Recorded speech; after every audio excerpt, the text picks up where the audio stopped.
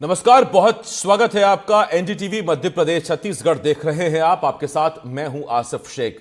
गृह मंत्री अमित शाह छत्तीसगढ़ के दौरे पर हैं। गृह मंत्री के अलग अलग शहरों में कई कार्यक्रम हैं। उनका मकसद नक्सलियों को सचेत करना है। उनकी तरफ यह इशारा है, समय रहते सुधर जाएं, मेन स्ट्रीम से जुड़ जाएं। एक कार्यक्रम में गृह मंत्री अमित शाह ने कहा कि छत्तीसगढ़ और केंद्र की बीजेपी सरकार ने नक्सलवाद के खिलाफ अपना अभियान तेज कर दिया है। एक साल के भीतर 287 नक्सली मारे गए, 992 गिरफ्तार हुए और 887 सरेंडर हुए हैं। अमित शाह ने कहा कि मैं नक्सलवाद से जुड़े हुए भाइयों से कहना चाहता हूं कि आप आइए, आत्मसमर्पण करिए, मुख्य धारा से जुड़िए, हथियार छोड़िए और छत्तीसगढ़ के विकास में योगदान दीजिए। अमित शाह ने छत्तीसगढ़ की सरेंडर पॉलिसी को देश में सबसे आकर्षक बताया है। गृह मंत्री ने कहा कि 31 मार्च 2026 से पहले छत्तीसगढ़ नक्सल मुक्त हो जाएगा। छत्तीसगढ़ नक्सल मुक्त होते ही देश नक्सल फ्री हो जाएगा। आज हम इसी पर चर्चा करेंगे। खास पैनल भी हमारे साथ जुड़ेगा। तो आइए चर्चा की शुरुआत करते हैं, लेकिन उससे पहले आपको बता दें कि सबसे पहले बताते हैं आपको कि अमित शाह ने आज क्या क्या कहा है। एक रिपोर्ट दिखाते हैं। बस्तर ओलंपिक समग्र बस्तर के सभी 7 जिलों की उम्मीदों की पहचान बनने वाला है। ये बस्तर ओलंपिक आने वाले दिनों में बस्तर के विकास की यश गाथा बनने वाला है और ये बस्तर ओलंपिक आने वाले दिनों में नक्सलवाद की कॉफिन पर अंतिम कील ठोकने का काम भी करने वाला है। 1 साल हुआ कल, 1 साल के अंदर 287 नक्सलियों को मार दिया गया, 992 नक्सली गिरफ्तार हुए और 837 नक्सली सरेंडर हुए। मैं आज मां दंतेश्वर की भूमि से सभी नक्सलवाद से जुड़े हुए, गलत रास्ते पर गए हुए मेरे भाइयों को कहना चाहता हूं, आइए, आत्मसमर्पण करिए, मुख्य धारा से जुड़िए, हथियार छोड़िए, बस्तर के विकास के लिए, छत्तीसगढ़ के विकास के लिए, देश के विकास के लिए आपका सहयोग दीजिए। भाइयों बहनों, मोदी सरकार ने ये 10 साल के अंदर नक्सलवाद के खिलाफ दोनों मोर्चे पे काम किया है। एक और तो नक्सलवादी जो सरेंडर नहीं हुए, हिंसा करते थे, उनके खिलाफ सुरक्षा घेरा कड़ा कर कर उनको घेरने का काम किया।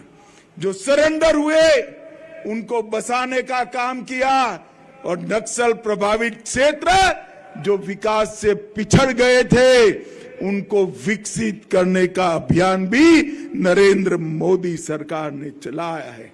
और आज इसके कारण 1983 से जो नक्सलवाद से पीड़ित क्षेत्र था उसमें सुरक्षा बलों के मृत्यु में 73% की कमी आई है और नागरिकों के मृत्यु में 70% कमी आई है।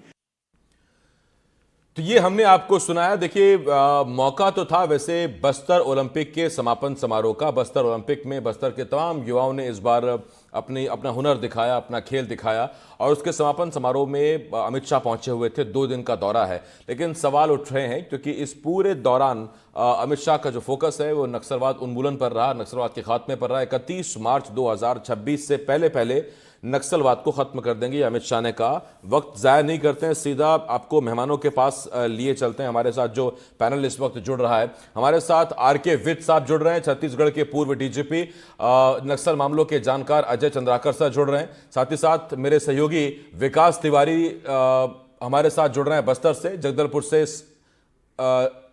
सलीम शेख जुड़ रहे हैं, सुकमा से, रायपुर से मेरे सहयोगी जुल्फिकार अली भी इस वक्त हमारे साथ जुड़ गए हैं। मैं आप सभी का बहुत बहुत स्वागत करता हूं इस चर्चा में। लेकिन सबसे पहला सवाल विज साहब मैं आपसे पूछना चाहता हूं।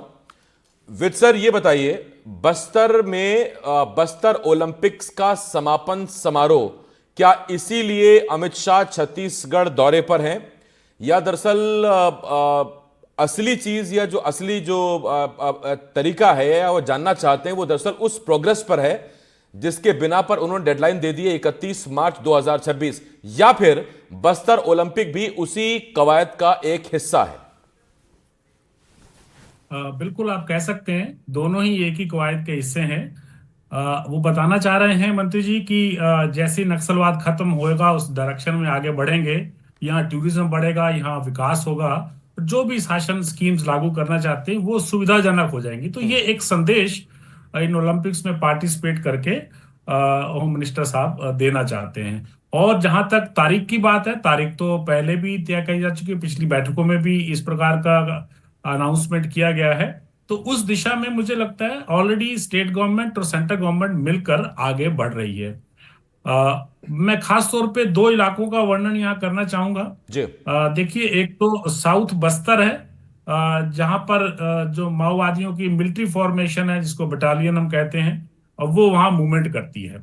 दूसरा है अबूझमाड़ का इलाका, जहां पर एक तो मुश्किल है उस इलाके में गतिविधियां चलाना, पुलिस को अपने ऑपरेशन करना, और दूसरा वहां पर जो सीनियर काडर है उनसे, सेंट्रल कमेटी है या दंडकारण्य स्पेशल जोनल कमेटी के सदस्य हैं, वो वहां पर शरण लेते हैं, अपनी बड़ी मीटिंगें करते हैं। तो आपने विगत एक वर्ष में देखा होगा कि इन इलाकों में पुलिस के ऑपरेशंस काफी बड़े हैं। ना केवल ऑपरेशंस बड़े हैं, लेकिन पुलिस के जो कैंप्स हैं, कैंप्स तो हालांकि विगत वर्षों से लगातार चल रहे हैं। जी। पिछले 5 सालों में भी 75 कैंप्स लगाए थे, अभी 20-25 कैंप्स लगे हैं। तो ये जो आगे बढ़ने का क्रम है, ये लगातार जारी है। इसका क्या फायदा होता है कि एक तो जैसे पुलिस आगे बढ़ती है, अग्रिम इलाकों में फॉरवर्ड बेसिस जहां स्थापित करती है, वहां ऑपरेशंस के लिए पुलिस का मूवमेंट जो लंबा पहले करना पड़ता था वो शॉर्ट हो जाता है। तो उसके अंदर जो टेक्टिकल एरर्स होती हैं, कभी कभी एम्बुश में फंसने की, उसकी भी संभावनाएं कम हो जाती हैं, और माओवादियों के जो विचरण का इलाका है वो ऑटोमेटिकली उससे सीमित हो जाता है। तो ये एक लाभ फॉरवर्ड बेसिस बनाने का पुलिस को मिलता है। इसके साथ लाभ ये होता है कि उन इलाकों में जहां पुलिस आगे बढ़ती है, वहां उनकी भर्ती कम हो जाती है, उनकी वसूली कम हो जाती है। ऐसे बहुत से लाभ हैं जो पुलिस के आगे बढ़ने से और लगातार सफलताओं मिलने से होते हैं। तो मुझे लगता है ये जो क्रम जो है राज्य सरकार और केंद्र सरकार की फोर्सेस का मिलकर, जब दोनों की इंटेंशन एक जैसी होती है, मंशा एक होती है, तो जो राज्य सरकार और केंद्रीय बल जो हैं उनके अंदर समन्वय बेहतर होता है। समन्वय बेहतर होने से मुझे लगता है ऑपरेशंस में तो जो विद सफलता साहब, जो आप कह रहे थे कि जो आप कह रहे है, हैं, इसका मतलब ये है क्या कि वो जो हम कहते हैं ना, बार बार बीजेपी भी कहती है डबल इंजन की सरकार, तो वो डबल इंजन की सरकार होने से वाकई मतलब ग्राउंड पर उसका असर दिखता है? जी बिल्कुल। ऑपरेशंस का मैंने कहा, जैसे जो समन्वय है फोर्सेस के, क्योंकि लीडरशिप अलग होती है। स्टेट में अगर डीजी पुलिस और एडीजी नक्सल ऑपरेशन लीड करते हैं, तो सेंट्रल फोर्सेस के डीजी उनका अलग एक कमांड स्ट्रक्चर है। तो जी। जब दोनों कमांड स्ट्रक्चर एक साथ चलते हैं, एक ही उद्देश्यों को लेकर काम करते हैं, उनमें कोई फ्रिक्शन नहीं होता है, कोऑपरेशन बेहतर होता है, क्योंकि कई ऑपरेशन इंटरस्टेट भी होते हैं। ठीक बात। क्योंकि माओवादियों के लिए कोई स्टेट की सीमा बहुत मायने नहीं रखती, इसलिए ऑपरेशंस की भी सीमाएं नहीं होनी चाहिए। तो ऐसा समन्वय करने से हमेशा रिजल्ट ऑपरेशंस में बेहतर आते ठीक, हैं। विद सर मैं आऊंगा आपके पास। इस बीच में चर्चा में स्वागत करता हूं एमपी नथानिएल साहब का। आप रिटायर्ड आईजी हैं सीआरपीएफ के। आईजी सर, बहुत बहुत स्वागत करता हूं मैं आपका इस डिबेट में। सीआरपीएफ में आईजी रहे हुए हैं। मैं आपके पास आऊंगा नथानिएल सर, लेकिन उससे पहले अजय चंद्राकर जी मेरे साथ जुड़े हुए हैं। अजय जी, हम करीब करीब एक दशक हो गया बातचीत करते रहते हैं नक्सल पर, बाकी चीजों पर। मेरा आपसे एक सवाल है सर, आज जब अमित शाह कह रहे हैं कि छत्तीसगढ़ से जिस दिन नक्सलवाद खत्म हो जाएगा, देश भी नक्सल फ्री हो जाएगा, तो इससे वो क्या कहना चाहते हैं? ये कि अगर कहीं सबसे बड़ी तादाद में या मजबूती में अगर नक्सली हैं तो वो छत्तीसगढ़ में हैं, या दरअसल वो ये समझ रहे हैं और जानते हैं कि चूंकि चीजें समन्वय इस तरह से चल रहा है कि जिस दिन छत्तीसगढ़ में आखिरी कील ठुकी ताबूत में, जो उन्होंने जिन शब्दों का जिक्र भी किया, उसी दिन नक्सलवाद देश से समाप्त? देखिए आसिफ जी, केंद्र में यह पहली सरकार नजर आई जो अपने तरफ से तारीख घोषित की और उसको इंप्लीमेंट करने के लिए कंप्लीट, जो कह सकते हैं, पॉलिटिकल विल के साथ आगे बढ़ते हुए नजर आई, जिसके कारण से चाहे जो भी बुनियादी वहां आवश्यकताएं हैं, और उन्हीं की पार्टी की सत्ता प्रदेश में भी आ गई, तो जो तालमेल दिखाई दे रहा है यह फ्रूटफुल परिणाम दे रहा है। लेकिन इसमें एक सबसे बड़ा परिवर्तन यह दिखाई दे रहा है आसिफ जी, कि सरकार की जो नीतियां, पर्टिकुलर बस्तर के आम जो नागरिक हैं, उनको पहला महतारी वंदन में हर महीना जो पैसा मिल रहा है, हम्म। ये नागरिक ऑटोमेटिक स्वस्फूर्ति से नक्सलियों से दूर होते नजर आ रहे हैं। और इन महिलाओं की तादाद एवरेज 50%। नंबर 2, आवास के ऊपर जिस तरह से वहां काम हो रहा है उसे प्राथमिकता में रखा गया।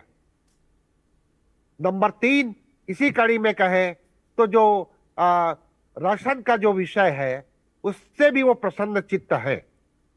तो जो ग्रास रूट लेवल पर जिस कह सकते हैं सेंटिमेंट को भड़का करके कोई संगठन इस तरह उनको हिंसा के मार्ग में लाती थी, ये बहुत महत्वपूर्ण हो गया सरकार के लिए, सकारात्मक। नंबर 2, ये बस्तर ओलंपिक वंडरफुल आसिफ जी, अकल्पनीय कि 1.5 लाख से ऊपर पार्टिसिपेंट उसमें भाग ले रहे हैं। वो एनर्जी जो नकारात्मक जाती थी वो सकारात्मक। और कैसे खेल तो सब कुछ सिखाता है, कैसे खेल भावना से खेला जाता है, चाहे हारे या जीते। तो ये जो मैसेज मिल रहा है ये बहुत बड़ी बात है।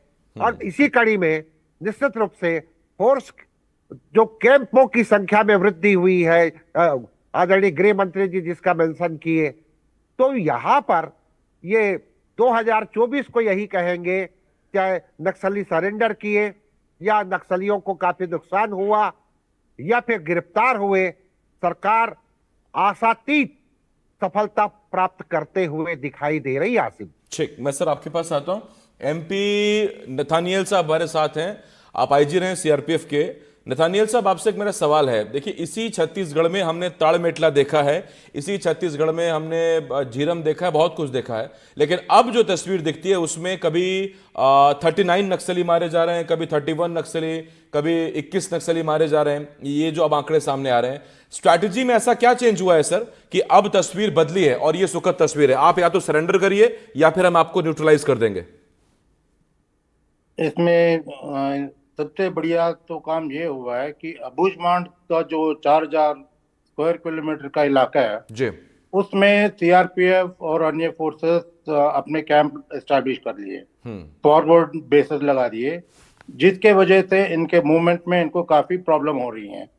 और पहले तो ये था कि जब फोर्सेस जाती थी ऑपरेशन के लिए जी, और वापसी में काफी लंबा डिस्टेंस तय करके आते थे, तब ये लोग एम्बुश वगैरह करते थे और काफी तादाद में इकट्ठे होकर एम्बुश करते थे। लेकिन अब जो है इनको इकट्ठे होना ही बड़ा मुश्किल हो गया, क्योंकि फोर्सेस अब इनके पीछे लगातार लगी हुई है, तो they are on the run all the time.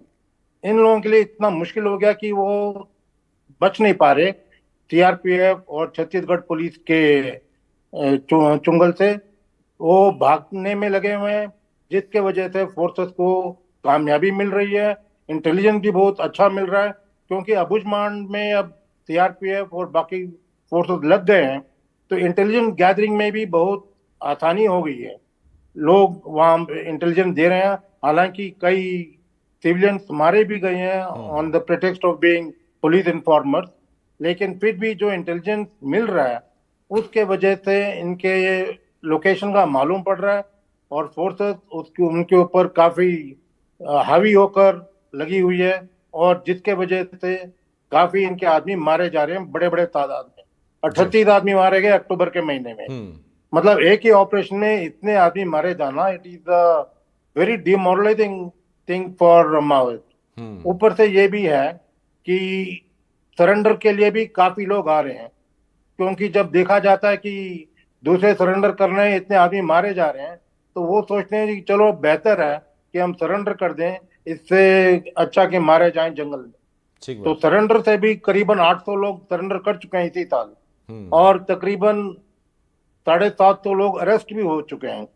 तो इससे जो है हड़कंप मच गई है माओइस्ट के बीच में, और उसके वजह से क्योंकि ऑपरेशन भी लगातार चल रहे हैं, अरेस्ट भी हो रहे हैं और मारे भी जा रहे हैं, सरेंडर भी हो रहे हैं, तो उससे ये फायदा हो रहा है सरकार को कि ये लोग खुद भागने में लगे हुए हैं, और आई एम डेड श्योर कि ये अगले साल तक पूरा खात्मा हो जाएगा। 2 डिस्ट्रिक्ट तो ऑलरेडी माओइस्ट फ्री कर दिया गया है, एक कोंडागांव और एक बस्तर, बाकी 5 जिलों में भी लगातार इस तरीके से ऑपरेशन करने से आई एम श्योर कि ये जल्दी से खत्म हो जाएगा। माओइस्ट का वहां पर जो चलता था राज वो खत्म है अब। मैं सर जरा ग्राउंड पे चीज़ जानने की कोशिश करता हूँ। मेरे 3 सहयोगी हमारे साथ हैं। रायपुर से जुल्फिकार हैं, जगदलपुर से विकास हैं और सुकमा से सलीम हैं। विकास, पहले मैं आपके पास आ रहा हूँ। विकास, ये जो पूरा बस्तर ओलंपिक चला है, ये सिर्फ क्या युवाओं को खेल का मंच देने तक सीमित है, या दरअसल मुझे इसके पीछे बहुत गहरी चीजें नजर आती हैं? मैं चाहता हूं जरा आप वो बताएं दर्शकों को कि सिर्फ बस्तर ओलंपिक खेल का मंच नहीं है, उसका सीधा सीधा कनेक्शन बस्तर से नक्सल उन्मूलन से जुड़ा हुआ है। देखिए, अगर आप इस पूरे जो बस्तर ओलंपिक पे अगर आप ध्यान दें तो पूरे बस्तर के सभी जिलों से यहाँ पर टीम तैयार की गई और बस्तर के कोने कोने पर इस बस्तर ओलंपिक को बहुत ही विधिवत आयोजित किया गया। लेकिन इसमें आज जब केंद्रीय गृह मंत्री अमित शाह जी के सामने जब इस कार्यक्रम का समापन किया गया, इसमें एक खास चीज आपको देखने को मिली होगी। एक तो ये कि वो लोगों उन लोगों को भी स्थान मिला सबसे पहले जो लोग माओवादियों के द्वारा बिछाए गए आईडी बम की चपेट में आकर जीवन भर के लिए दिव्यांग हो गए। साथ ही साथ एक टीम पूरी अलग से तैयार की गई नुआ बांट करके, जिसमें कि केवल सरेंडर माओवादी थे और साथ ही साथ वो जो नक्सल पीड़ित लोग थे, उन सभी लोगों को मिलाकर पूरी एक टीम तैयार की गई है। एक मैसेज देना होता है, एक मैसिव मैसेज देना होता है, जिसमें सरकार सफल हुई है क्योंकि ये ग्राउंड लेवल पर ये मैसेज देना होता है। और मुझे लगता है कि ये बस्तर ओलंपिक उसका ही एक बड़ा माध्यम रहा है, क्योंकि आप हमेशा देखते हैं कि सरकार की कोई स्कीम या सरकार की सोच या आपकी एक नई विचारधारा को आप कैसे इंप्लीमेंट करेंगे आखिरी व्यक्ति तक, और उसके लिए गांव गांव सबसे महत्वपूर्ण है, क्योंकि बस्तर का कोना कोना माओवाद से प्रभावित रहा है किसी समय में। अब धीरे धीरे हम उस कगार पे पहुंच गए कि लगभग 2 जिलों को हम नक्सल मुक्त करने की स्थिति में हैं आज भी, जिसमें कोंडागांव और बस्तर को अगर माना जाए। लेकिन अभी भी जैसे सुकमा है, बीजापुर है, नारायणपुर है, इसके जो अबुझमाड़ का जो इलाका है, उस इलाके से भी युवाओं को आमंत्रित किया गया और इस बस्तर ओलंपिक के जरिए सबको एक साथ जोड़ा गया, सरकार के साथ उन्हें जोड़ा गया, युवाओं को जोड़ा गया। क्योंकि ये युवा जब खेल कर आज जब अमित शाह जी के सामने इन्होंने अपने खेल का प्रदर्शन किया और साथ ही साथ उन लोगों के जो कार्यक्रम को भी इन्होंने देखा, जिसमें कि माओवादियों से लेकर इनसे क्या नुकसान होता है उसको लेकर भी कई कार्यक्रम आयोजित किए गए थे। उन लोगों को जब इन बच्चों ने देखा जो माओवादियों के लगाए गए आईडी बम की चपेट में आकर जीवन भर के लिए दिव्यांग हो गए हैं, इनके मन में न केवल खेल के प्रति एक सकारात्मक भाव जागा, साथ ही साथ माओवादियों के द्वारा जो बम विस्फोट किए गए या माओवादियों के जो कृत्य से जो उनके ही आदिवासियों को नुकसान हुआ जीवन पर्यंत के लिए, उसका दुष्परिणाम भी इन बच्चों को देखने को मिला है। जो देखकर जाएंगे बच्चे, जो सीख कर जाएंगे। सवाल मुझे पूछना है, तब जबकि बस्तर ओलंपिक की हमने जिक्र किया, जुल्फिकार, अमित शाह ने अपने भाषण में नक्सलियों को भाई कहा। उन्होंने कहा कि जो नक्सल रास्ते पर मेरे भाई चले गए हैं वो वापस मेन स्ट्रीम में आ जाएं, और फिर उन्होंने कहा कि 287 नक्सलियों को 1 साल में न्यूट्रलाइज किया गया है। यानी प्यार से बुलाया जा रहा है, आमंत्रण दिया जा रहा है, और अगर आप फिर नहीं मानेंगे तो फिर हम तैयार हैं, हमारी गन्स तैयार है, गोली तैयार है, या तो बोली से मान जाइए नहीं तो फिर गोली तैयार है। बड़ा साफ संदेश। बिल्कुल आसिफ, केंद्रीय गृह मंत्री का इसके पहले भी यही साफ संदेश था कि जो आत्मसमर्पण करने की जो पॉलिसी है छत्तीसगढ़ की, उसको पर भरोसा करें और आत्मसमर्पण करें। अगर आत्मसमर्पण नहीं करते हैं तो सीधे तौर से देखें कि लगातार जो है वो ऑपरेशन वो बहुत तेज़ी से अंदरूनी इलाकों में चल रहे हैं, जिसका नतीजा भी देखने को मिल रहा है। बड़ी संख्या में माओवादी मारे जा रहे हैं। आज जो बस्तर ओलंपिक का आयोजन हुआ, यहाँ से एक और संदेश देखने को मिला जो अमित शाह यहाँ पे थे और उन्होंने संबोधन भी किया। वो ये था कि उन्होंने काफ़ी समय दिया। जनरली अगर देखें तो अमित शाह केंद्रीय गृह मंत्री, उनके जो दौरे होते हैं तो बहुत शॉर्ट होते हैं। यहाँ पर उन्होंने पूरा समय दिया कि जो बस्तर ओलंपिक का कार्यक्रम था वहाँ पे दिव्यांग ने जो व्हील चेयर रेस थी और उसके बाद रिले रेस थी और कुछ कार्यक्रम थे, इनका पूरा उन्होंने आनंद उठाया। यहाँ से ये संदेश देने की कोशिश की गई कि वहाँ पे जो 3000 से ज़्यादा जो खिलाड़ी मौजूद थे, क्योंकि अब वो दौर है, टेक्नोलॉजी का दौर है और अंदरूनी इलाकों तक मोबाइल के जो टावर हैं वो लग चुके हैं और बहुत सारे लोग हैं अंदरूनी इलाकों के जिनके पास हाथ में मोबाइल आ गया है। अब अगर उनके हाथ में ये मैसेज दिखता है कि उनके इधर का निकला हुआ व्यक्ति जगदलपुर में आके बस्तर ओलंपिक में भाग ले रहा है और वो कितना खुश है, तो जो ये मैसेज उनके मोबाइल में दिखेगा या उस गांव में कोई व्यक्ति उस मोबाइल का उपयोग कर रहा होगा, तो उससे उसकी मना स्थिति क्या होगी कि माओवाद के खिलाफ उसके सोचने का तरीका जो है वो पूरी तरीके से बदल जाएगा कि उसके गांव का या गांव के बगल वाला जो युवा है वो जगदलपुर में ओलंपिक में भाग ले रहा है और देश का गृह मंत्री उनको देख रहा है। मतलब 5 मिनट का कार्यक्रम नहीं है, पूरे 2 घंटे का कार्यक्रम है। तो ये कहीं ना कहीं अगर देखा जाए तो सीधे तौर से माओवाद को वहाँ से संदेश भी दिया गया और युवाओं को भी इस माध्यम से संदेश दिया गया कि आपके लिए एक बेहतर जीवन है और आप देखिए कि किस तरीके से जीवन को जिया जाता है और कैसे मुख्यधारा में जुड़ा जाता है। तो एक ये भी संदेश यहाँ से देखने को मिला। जी ठीक, सलीम मेरे साथ सुकमा से जुड़े हुए हैं। सलीम, एक तरफ जब जगदलपुर में अमित शाह थे तो उसी वक्त में सुकमा में आज 5 नक्सलियों ने सरेंडर किया। कुल 25 लाख के इनामी नक्सली हैं, जिनमें से एक नक्सली दंपत्ति जिन पे 8-8 लाख रुपए का इनाम था। जब 8-8 लाख रुपए के इनामी नक्सली सरेंडर करते हैं तो उससे जो कैडर के नीचे नक्सली होते हैं वो कितना प्रोत्साहित होते हैं सरेंडर के लिए, ये मानते हुए कि लीजिए हमारे जब टॉप कमांडर ही सरेंडर कर रहे हैं तो फिर हम यहां इस बटालियन में रह के, इस प्लाटून में रह के क्या कर लेंगे या कब तक जी लेंगे।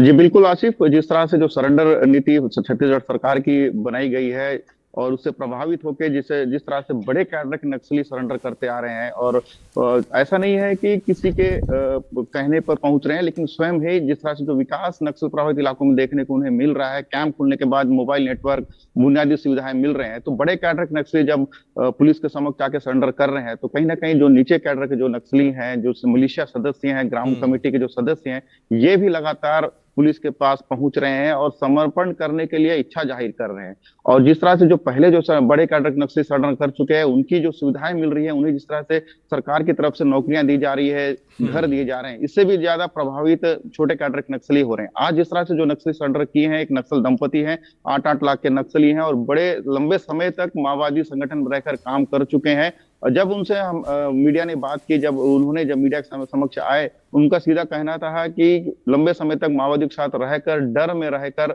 अब नहीं जी सकते, क्योंकि अब नक्सल प्रभावित इलाकों में कैंप खुल रहे हैं। कभी भी नक्सली माओवादी संगठन में रहकर उन्हें पुलिस की गोली लग सकती है। तो यही एक डर है, अब माओवादियों के पास पहुंच रहा है, एक संदेश पहुंच रहा है कि कहीं ना कहीं जो कैंप खुले जा रहे हैं उनसे विकास हो रहा है और समर्पण नीति को लाभ उठाकर उन्हें अब मुख्य धारा से जुड़कर सरकार के साथ, विकास के साथ, प्रशासन के साथ उन्हें सहयोग करना चाहिए। तो यही कारण है कि लंबे छोटे में एक सवाल अजय चंद्राकर सर से लूंगा, उसके बाद मुझे विद सर के पास और नथानियल सर के पास जाना है।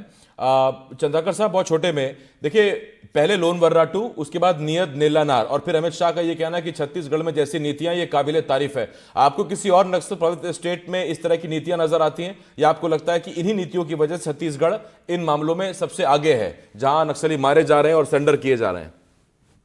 अब बिल्कुल आसिफ जी, छत्तीसगढ़ में जिस तरह से सरकार कंसंट्रेट हुई है तो ये तो छत्तीसगढ़ में दिखाई दे रहा है, लेकिन अन्य राज्यों में भी सरकार को अलर्ट रहना चाहिए। चाहे एमपी का बालाघाट का एरिया हो, चाहे मंडला का एरिया हो, या फिर कुछ दिनों पहले झारखंड के तरफ से एक वीडियो जिस तरह से जारी हुआ था, तो इन सबको देखते हैं तो सिर्फ छत्तीसगढ़ ही नहीं, इसको पूरे देश से समाप्त करना है। तो सभी पहले से जो प्रभावित इफेक्टेड जो स्टेट रहे हैं वहां जाना है, क्योंकि आम पब्लिक को में छत्तीसगढ़ में बड़ा संदेश आ गया आसिफ जी। हिंसा करने वाले हिंसा करने के बाद जो कहा करते थे और वह कहा समुद्र की लहरों की भांति होती थी, अब वहां के आम नागरिक यह कह रहे हैं पढ़ सकते हो तो पढ़ लीजिए, क्योंकि हिंसा और विकास दो मार्ग है, तो हम विकास को चुनेंगे ना कि हिंसा के साथ रहे। ठीक, विद साहब, ये ग्रामीणों के साथ मेलजोल बढ़ाना, उनको उनकी जरूरत का सामान देना, उनके साथ त्योहारों में, पर्वों में, तीजों में शामिल होना, अब ये बस्तर ओलंपिक कितना फायदेमंद हो जाता है ये फोर्सेस के लिए जब एक रिश्ता बनता है स्थानीयों के साथ नक्सल के खिलाफ? देखिए, केंद्र सरकार की एक नीति है, उस स्कीम को हम बोलते हैं SRE, सिक्योरिटी रिलेटेड एक्सपेंडिचर। उसके तहत जो कम्युनिटी में कुछ प्रोग्राम चलाए जाते हैं, क्योंकि देखिए माओवादियों का जो उनकी जो लड़ाई है या जो वो क्लेम करते हैं कि ये पीपल्स वॉर है, ये लोगों की लड़ाई है, अर्थात नीचे स्तर पर लोगों को जोड़ना उनके लिए बहुत महत्वपूर्ण है। उसके बिना वो वहां पर काम नहीं कर सकते। उनका उनका जो सूचना तंत्र है वो काम नहीं कर सकता है अगर लोगों का सपोर्ट नहीं रहेगा तो। इसीलिए सरकार की और हम सभी एजेंसी जो है, केंद्र सरकार, केंद्रीय बल है, हमारे बल हैं, सबका ये प्रयास है कि लोगों को वहां से डिसएंगेज किया जाए जो उनके साथ है। तो ये कम्युनिटी प्रोग्राम जो है उनके साथ मिलजुल कर उनके त्योहारों में सम्मिलित होना, उनके कल्चरल प्रोग्राम्स में सम्मिलित होना, उन्हें बेसिक फैसिलिटीज, बेसिक अमेनिटीज प्रदाय करने में जो स्कीम्स जो अलाउ करती हैं वो करना, ये निश्चित ही बड़ा महत्वपूर्ण हो जाता है ताकि लोगों को लगे विज सर, मेरे पास कि वक्त खत्म हो गया, नक्सली माफी जुड़ाव से चाहूंगा। कोई फायदा नहीं है लेकिन अगर शासन ये की जरूर है स्कीम्स के साथ कि देखिए जुड़ते हैं, जो तारीख उसका दी लाभ गई है उस दिशा में कम से कम चीजें होती दिख रही हैं और हम बेहतर उम्मीद करते हैं कि जल्द से जल्द नक्सल सिर्फ छत्तीसगढ़ से नहीं देश से समाप्त होगा। बहुत धन्यवाद करता हूं मैं MP नथानियल साहब आपका, विज सर आपका, जुल्फिकार, चंद्राकर सर और सलीम विकास, आप सभी का बहुत शुक्रिया हमारे साथ इस डिबेट में जुड़ने के लिए। छोटे से ब्रेक के लिए हमें रुकना होगा। ब्रेक के उस बार में तमाम बड़ी खबरें जल्द लौट रहे हैं।